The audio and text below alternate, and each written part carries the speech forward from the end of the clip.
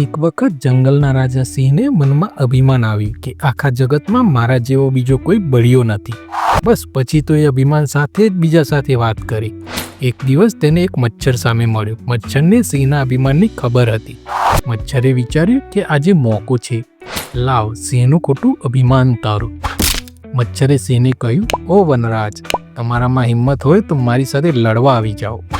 વનરાજે જવાબ ના આપ્યો એટલે સિંહને ખીજવવા લાગ્યો. કેમ, મારાથી ગભરાઈ ગયો ને? સિંહ બીકણ, સિંહ બીકણ.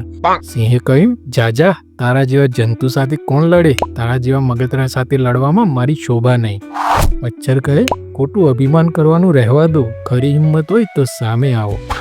મચ્છરનું મહેણું સાંભળી સિંહ તો ખીજાયો અને તાળ પાડતો મચ્છર સામે ધસ્યો.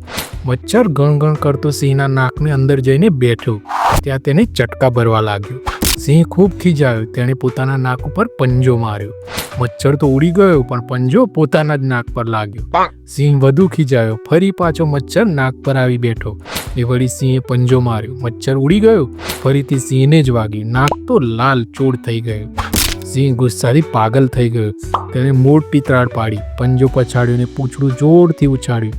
પણ પેલો મચ્છર તો હળવેથી તેના મોં પર બેઠો અને ચટ દઈને કરડ્યો. ધીમેથી તેના કાનમાં બેઠો અને ચટ દઈને કરડ્યો. ધીમેથી તેના પૂંછડા પર બેઠ્યો અને ચટ દઈને કરડીને ઉડી ગયો. વિચારો, સિંહ મચ્છરને બગાડવા પૂંછડું જોર જોરથી પછાડે કે જેથી મચ્છર મરી જાય, પણ થાય ઊંધું, છેવટે પોતાને જ વાગે.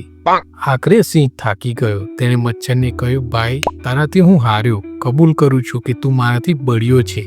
સિંહને આમ કરકતો જોઈને મચ્છરને ખૂબ મજા પડી. સિંહની ફરતા 2-4 ચક્કર લગાવી તે ઉડી ગયો. મચ્છર ગયો તેથી સિંહને નિરાંત થઈ. પણ તે વખતથી તેણે પોતાની તાકાત પણ મર્યાદિત છે એવી ખબર પડી ગઈ. તો મિત્રો, આ વાર્તા એ શીખવે છે કે ઘણી વખત નાના મગતરા પણ મહારથીને નમાવી શકે છે. તો મિત્રો, વાર્તા સારી લાગે તો લાઈક કરજો, ચેનલને સબસ્ક્રાઈબ કરજો. મળીશું બીજા વિડીયોમાં. જય હિન્દ, જય ભારત, જય જય ગરવી ગુજરાત.